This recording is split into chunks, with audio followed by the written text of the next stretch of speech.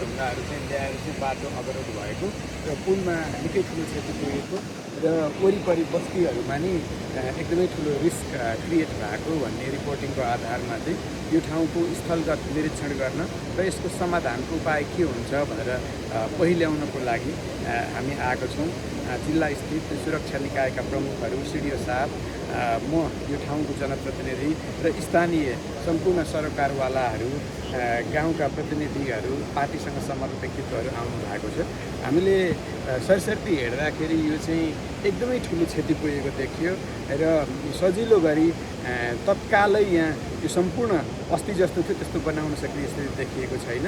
तर पहिला सबभन्दा पहिला चाहिँ यो बाटो सुचारू आजबाट गर्न सक्ने गरी काम भइरहेको चाहिँ प्राविधिकहरूले र सम्बद्ध निकायले जनाउनु भएको छ। र त्योभन्दा बाहेक यहाँ वरिपरि बस्ने बस्तीका आदरणीय दाजुभाइ दिदीबहिनी, बुवा आमाहरू चाहिँ उहाँहरू सुरक्षित रहनुपर्छ भन्ने सबभन्दा ठुलो कुरा हो। त्यही बेसिसमा चाहिँ मैले सिडिओ साहबसँग, सुरक्षा निकायका प्रमुखहरूसँग पनि संवाद गरेको छु र भोलि पर्सि अब बर्खा त सकिसकेको छैनन्, फेरि अस्ति जस्तै बाढी आयो भने के गर्ने भन्ने बारेमा एउटा सोचेर पूर्व तयारी गर्नु पर्यो र क्षति कम गर्नको लागि चाहिँ के गर्नुपर्छ भन्ने बारेमा चाहिँ विचार गरेर काम गर्नु पर्यो। स्थानीय तह, ओडादेखि पालिका हुँदै प्रदेश र सङ्घीय तहसम्म र जिल्ला कहाँ के समन्वय गरेर चाहिँ कस्तो खालको चाहिँ सहयोग चाहिन्छ त्यो चाहिँ पहिल्याएर चाहिँ एक अर्काको बिचमा चाहिँ समन्वय गरेर काम गर्नु पर्यो भन्ने कुरामा चाहिँ मैले सबै सम्बद्ध सबैलाई भनेको छु।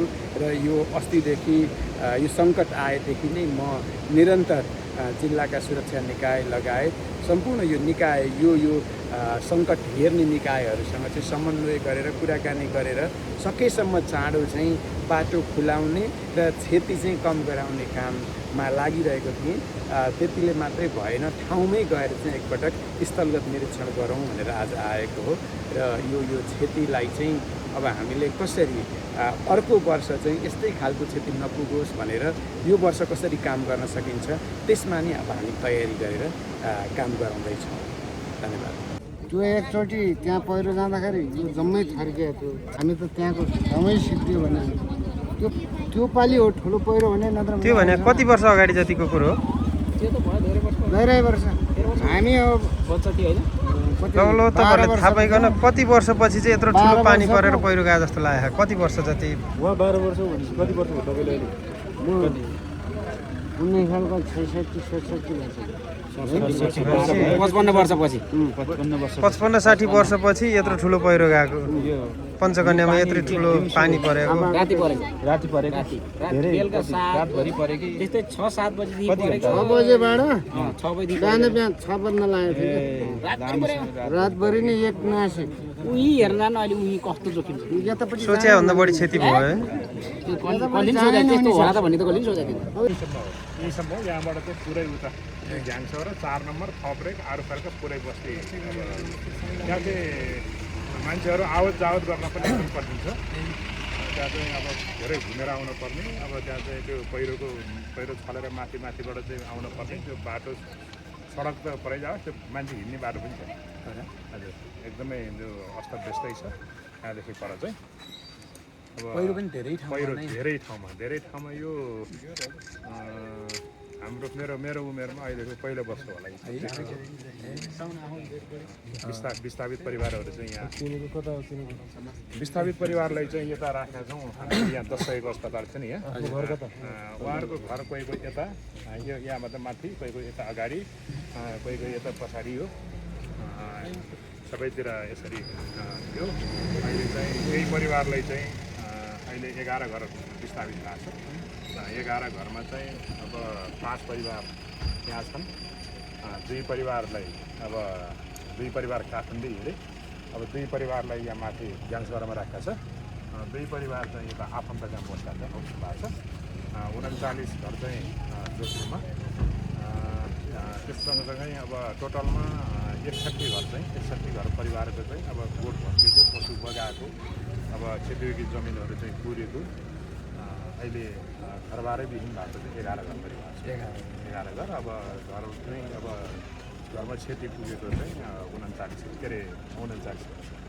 39 घर छ। अब टेन्टेटिभ अब ठ्याक्कै अब त्यो विवरण अझै पनि हामी त्यो अवस्था व्यस्तमै यो बाटो खुलाउने त्यसपछिबाट घर जोखिम भएकोहरूलाई चाहिँ अब सुरक्षित स्थानमा सार्नको निम्ति त्यो पहल गर्दा गर्दै अझ त्यो सही तथ्याङ्क चाहिँ अझ हामीले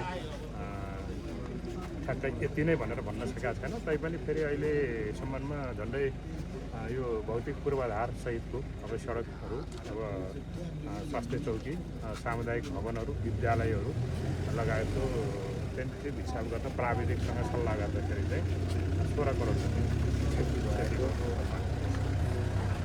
यो मैले मेरो भन्ने भन्दा प्राविधिक हो इस्टिमेट अनुसार चाहिँ अहिले त्योभन्दा बढ्न पनि सक्ने कुरा पनि 16 करोड बराबरको क्षति भएको प्राविधिक।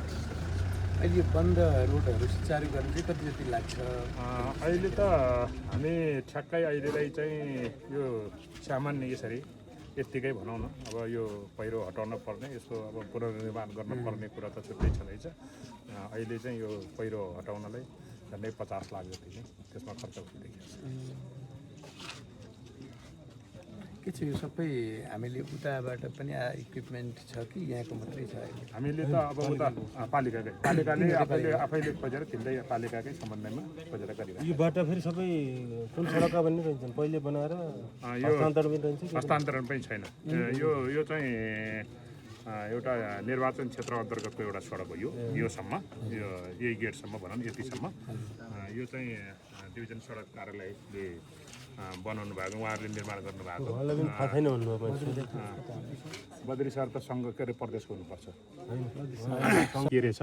यो दुःखको घडीमा एकछिन त्यहाँ पुग्ने उहाँहरूको कुरा सुन्ने भन्ने हिसाबले आउनुभयो। यो सबै भिजिट गर्न उहाँहरूलाई त्यो समय पनि पर्याप्त हुँदैन।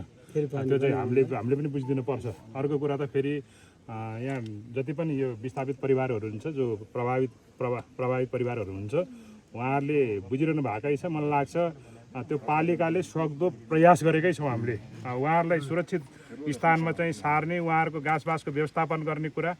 पहिलो कुरा त तपाईँहरूलाई सुरक्षित ठाउँमा लैजाने, तपाईँहरूको बसोबासको व्यवस्थापन गरिदिने अब त्यो पालिकाको कर्तव्य हो। त्यो हामीले निर्वाह गरेकै छौँ। त्यो मैले गरे पनि, मन्त्रीज्यूले गरे पनि, छुटे साहबले गरे पनि, यो सरकारले जुन सरकारले गरे पनि गरेकै छौँ हामीले होइन।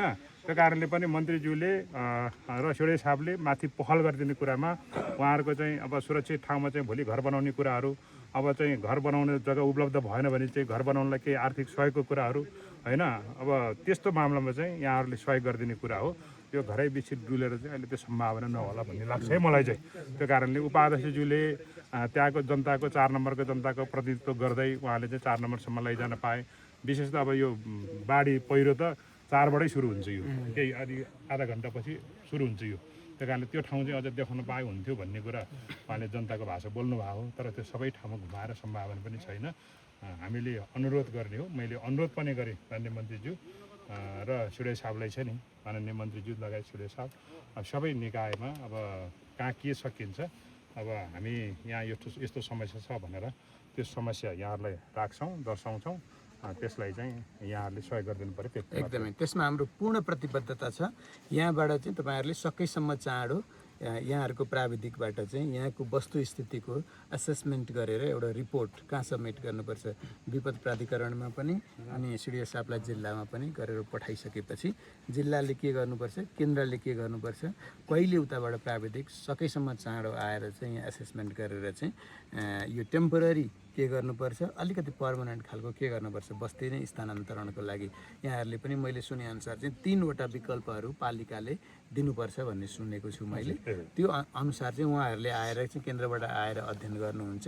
त्यसलाई चाहिँ छिटो गराउने र काहीँ गाँठो पर्यो भनेदेखि फुकाउने काम र जुनसुकै समस्या हुँदाखेरि पनि तपाईँसँग यहाँ भएका इक्विपमेन्टहरूले पुगेन, समस्या पर्यो, गर्दा गर्दै सकिएन भनेदेखि जतिखेर पनि तपाईँहरूले हामीलाई चाहिँ सम्पर्क गरेर मैले त सकेसम्म कोअर्डिनेसन गरिरहेको छु जस्तो लाग्छ। सम्पर्कमा पनि आइरहेको छु। सिडिओ साहबसँग पनि अहिले दिनदिनै जस्तो कुरा भइरहेछ मेरो। कहिलेकाहीँ फिल्डमा देखिएको होला, कहिलेकाहीँ फिल्डमा नदेखिएको होला होइन।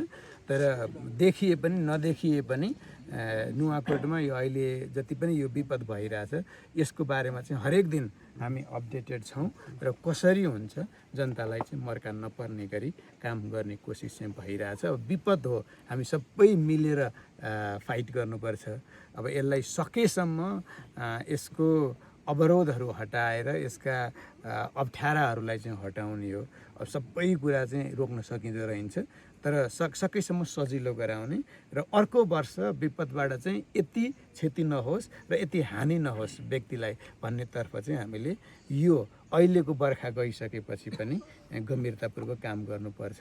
नुवाकोट चाहिँ अलिक बढी नै यो विपदको लागि चाहिँ जोखिमयुक्त ठाउँ हो। त्यो हिसाबले चाहिँ मलाई के लागेको छ भनेदेखि यो बर्खालाई चाहिँ हामीले एउटा योबाट चाहिँ सिकेर अब हिउँदभरि चाहिँ काम गर्नु पर्यो। नत्र सामान्यतया चाहिँ एउटा बर्खा आउँछ ल बर्बाद भयो भन्यो अनि हिउँदभरि बिर्स्यो अनि फेरि बर्खा त आइहाल्छ, त्यो छेपाराको कथा होइन हो। त्योबाट चाहिँ हामीले सिकेर काम गर्नुपर्छ। घाम लागेपछि दिनभरि ताप्ने, राति पानीले गोलेपछि भोलि घर बनाउँछु भन्ने त्यसरी भएन।